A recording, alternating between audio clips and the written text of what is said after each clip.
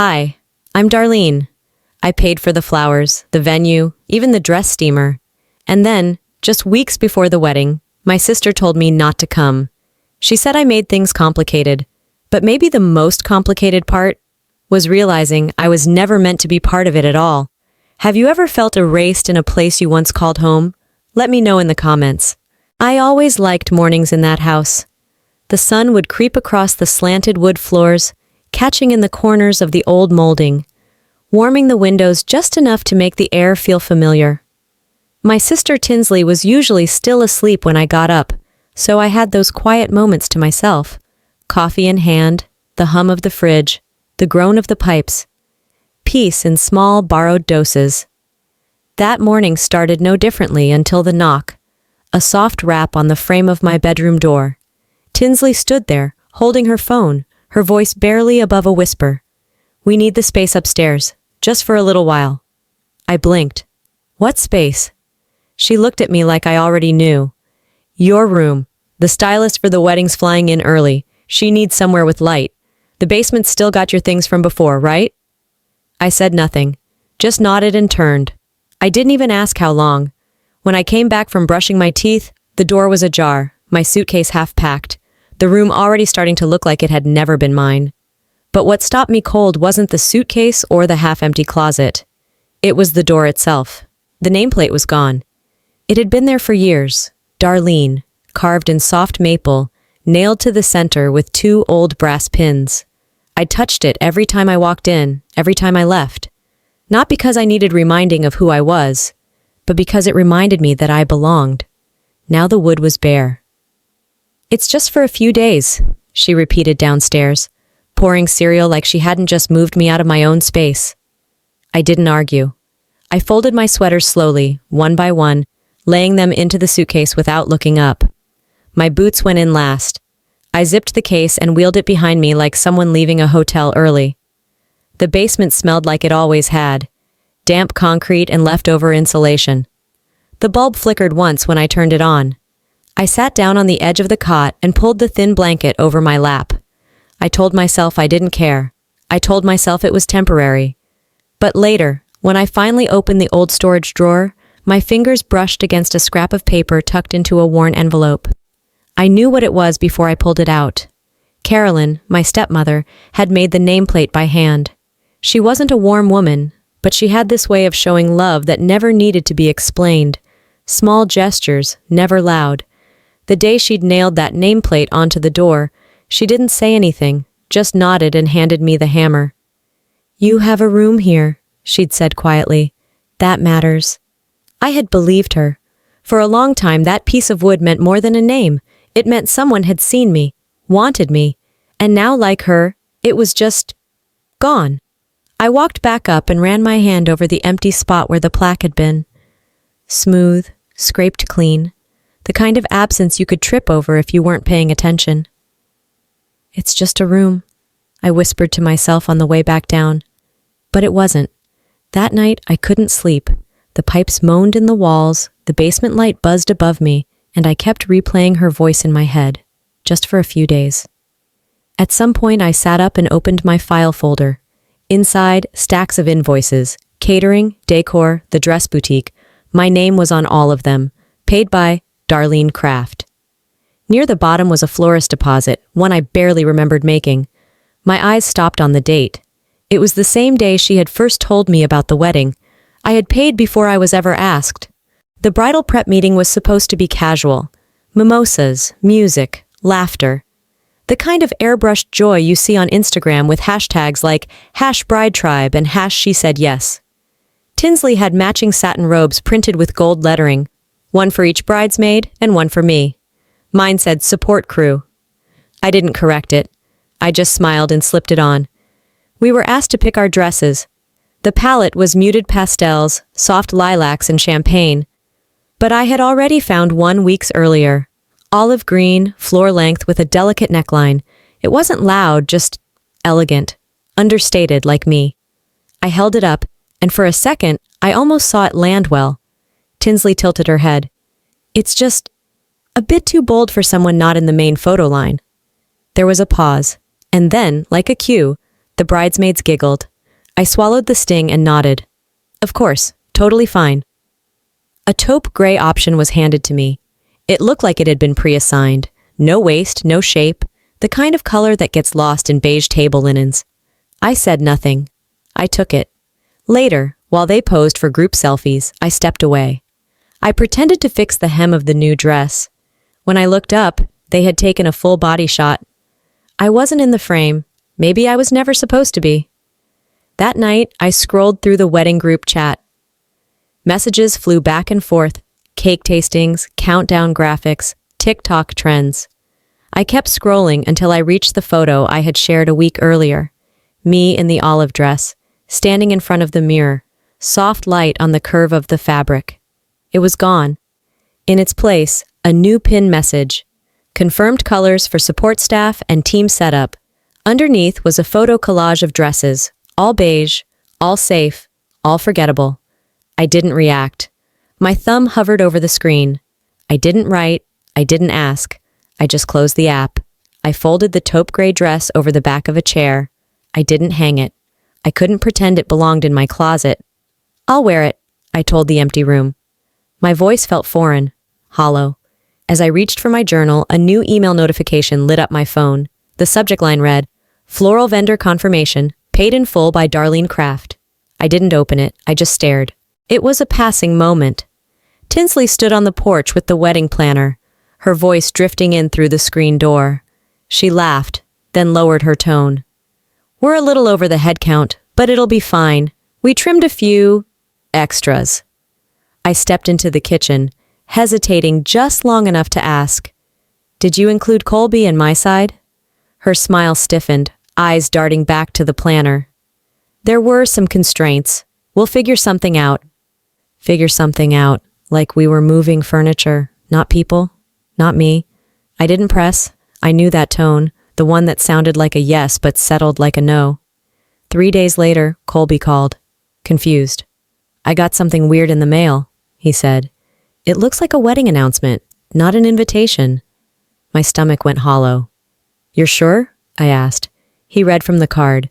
No RSVP line, no seat number, just a photo and a blurb about love and timing. I tried to stay calm. I searched the guest spreadsheet on the cloud folder. My name wasn't on it. I refreshed the page, checked the backups, opened the seating chart she'd emailed 2 weeks ago. Still not there. When I asked her, softly, directly, she didn't look up from her coffee. It's just logistics, she said. You're here already, aren't you? As if proximity had replaced acknowledgement. That night, I sat at the dining table with a stack of vendor receipts, floral arrangements, cake orders, chair rentals. Every page bore my name at the bottom, my check number, my email confirmation, my signature, but not my invitation. I had paid for a celebration I wasn't invited to. Later, I opened the wedding website. I don't know why. Maybe I needed something to make it real. Under Family of the Bride, I found her childhood best friend, an aunt we hadn't seen in 6 years. Even our old neighbor from back in Arlington, but not me, not even a passing mention. My finger hovered over the scroll bar. I didn't cry, I didn't curse, but something in me folded, like a page turned too many times, like a corner worn out and left unread. I closed the tab, sat in the dark, let the quiet do what her words never could, clarify. I wasn't mistaken. I wasn't oversensitive. I was erased. My laptop screen glowed faintly. I opened the email draft folder where I'd once begun writing her a message. Am I even invited? I stared at the sentence, then closed the laptop without sending. The planning meeting was held on a Sunday afternoon. Tinsley set up iced tea and store-bought cookies, arranging them in perfect symmetry on a lace-covered tray like it would somehow soften what was coming. I sat in the corner of the sunroom, legs crossed, notebook in my lap. The other women were energized, flipping through color-coded schedules and seating charts like this was a Fortune 500 launch. Tinsley stood near the whiteboard, her tone brisk, her smile practiced. She called out roles like casting a play, maid of honor, greeter, program table, flower escort. Name after name passed, and none of them were mine. The last slot on the list was marked Support Coordination. She looked at me briefly, then turned back to the planner. I was thinking Darlene could help with the gift table, by the kitchen entrance, she said, her voice almost too casual. That area will be less overwhelming for guests. She's great at managing quiet corners. The planner nodded like that made perfect sense. No one questioned it. No one asked if I had a preference. I felt my mouth go dry. I smiled.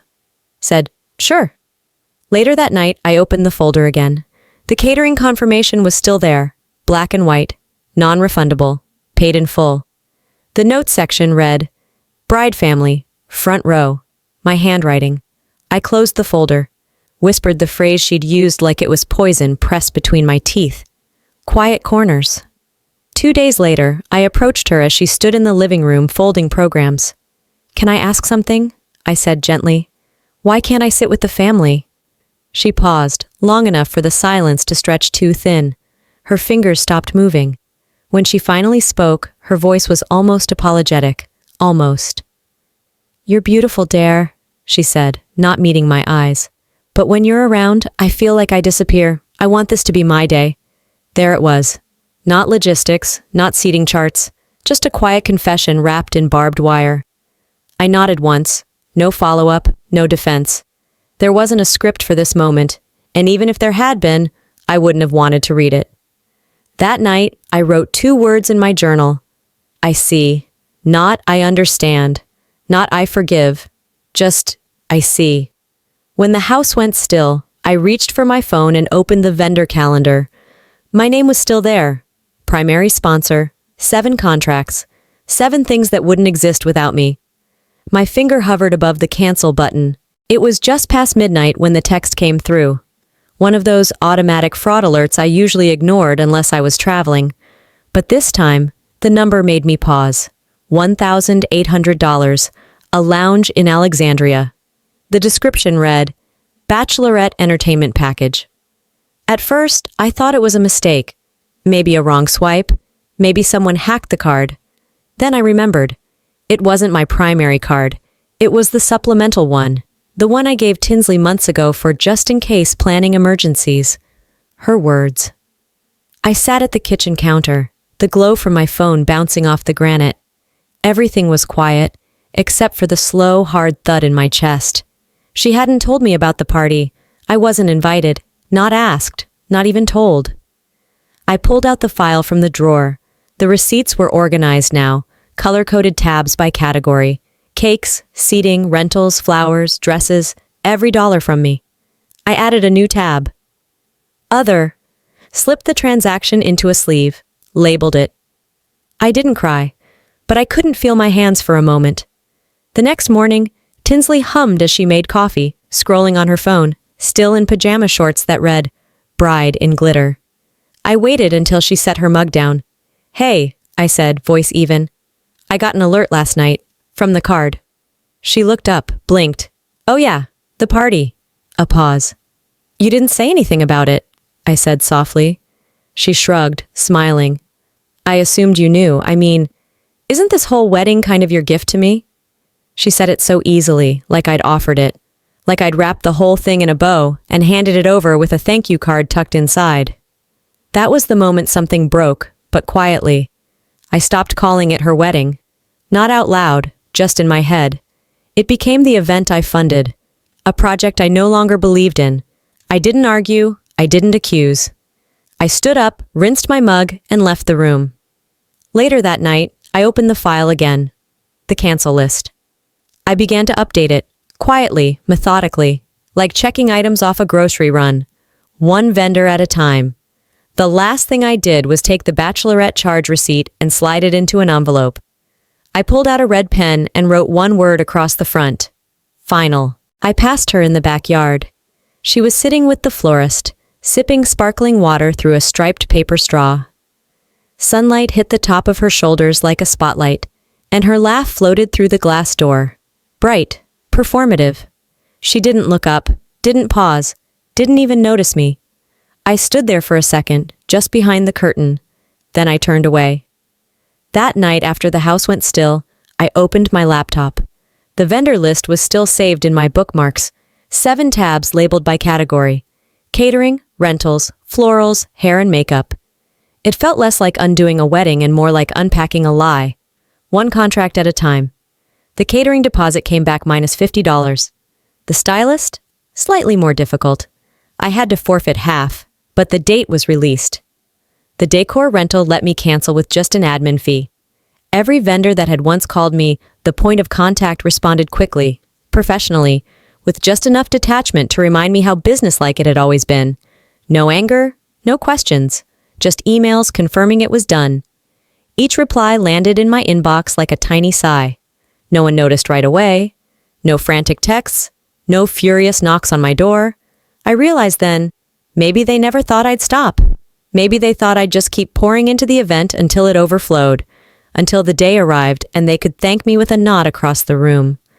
The silence said more than anything else. I opened the venue contract last.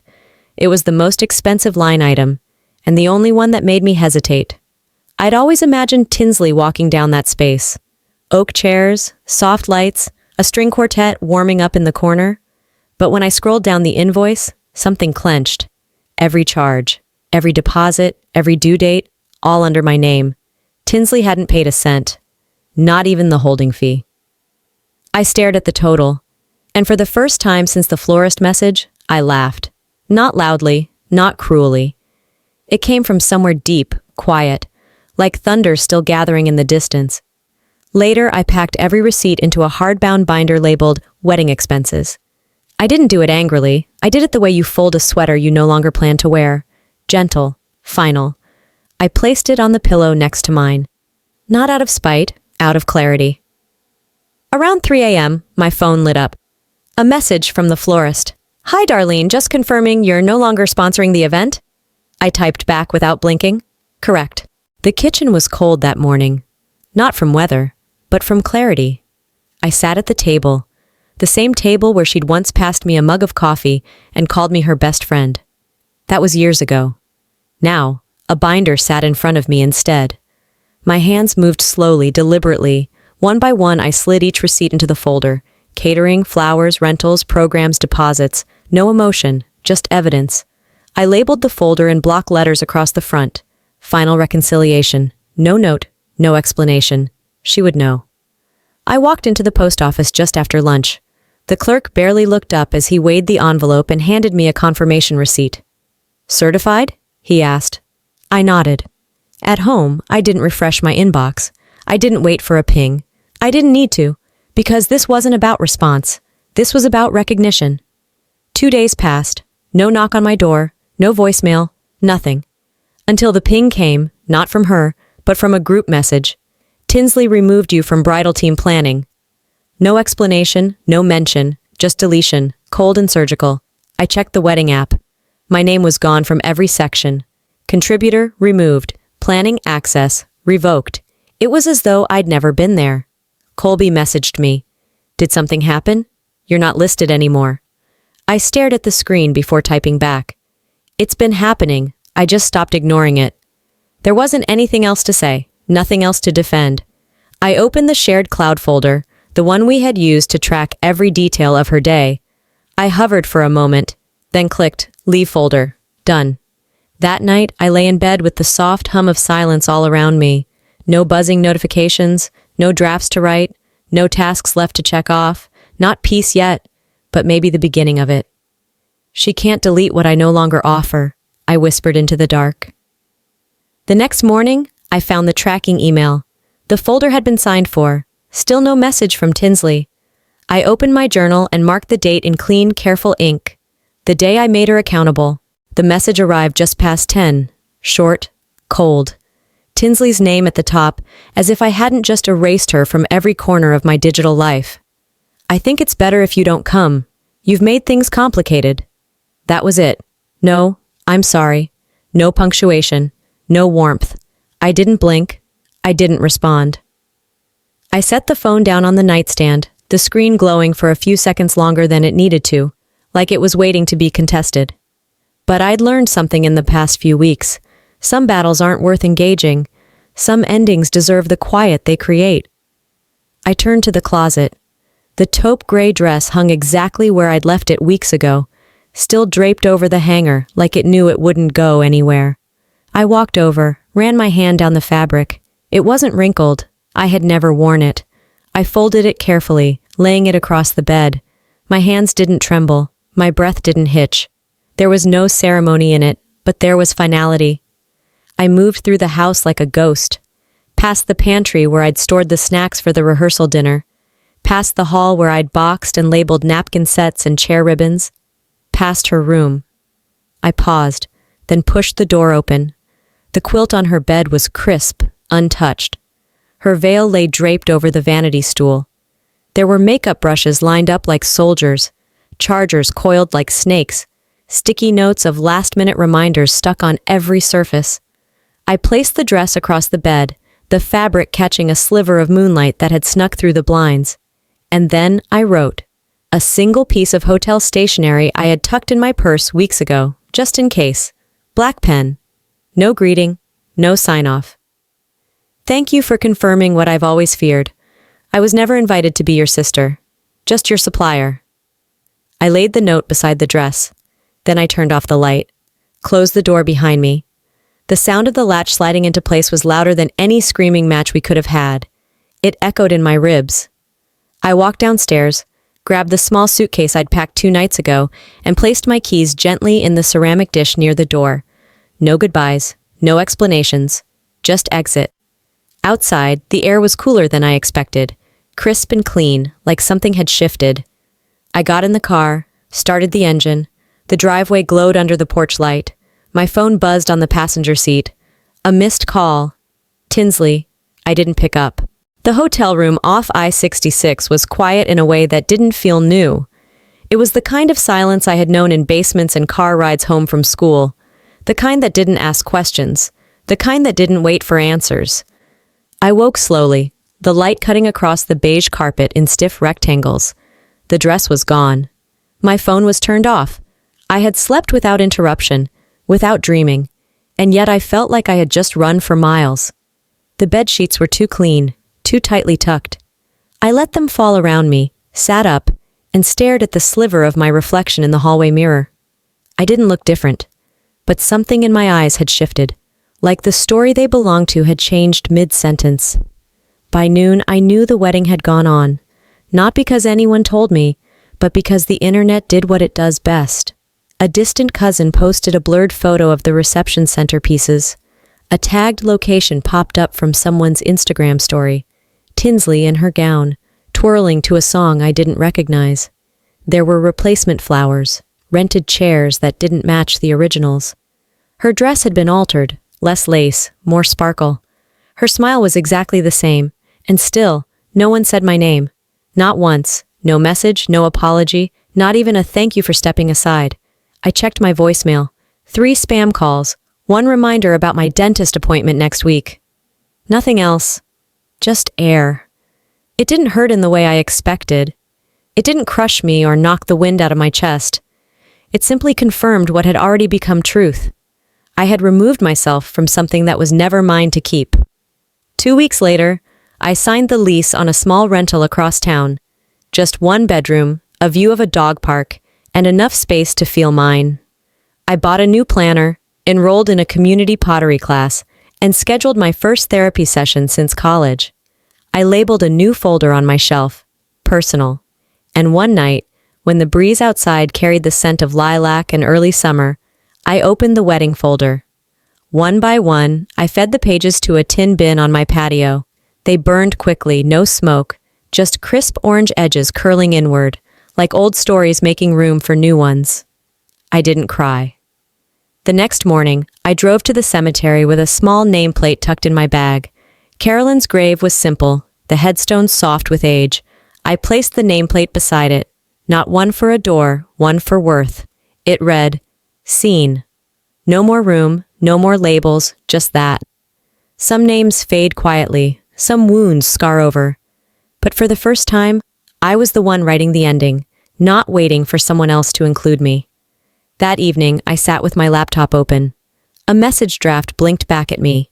Subject, to the sister I used to be loyal to. I hadn't typed anything yet, but I would. Sometimes it takes losing a seat at someone else's table to realize you were always meant to build your own. I used to believe that if I gave enough, stayed quiet enough, and showed up enough, I'd finally be seen. But silence doesn't earn love. Sacrifice doesn't guarantee respect. And loyalty, when one-sided, becomes a leash. Now, I know better. And maybe, just maybe, if you felt like the invisible one in your own family, it's time to rewrite that story too. What about you? Have you ever stepped away not out of anger but out of clarity? I'd love to hear your experience in the comments. If this story moved you or reminded you of someone, drop a 1 inch in the comments or tell me where you're watching from. And if it didn't connect with you, I want to hear that too. Let's talk about it. Don't forget to subscribe to this channel if you'd like more real stories that speak straight to the heart. Your support means the world. See you in the next one.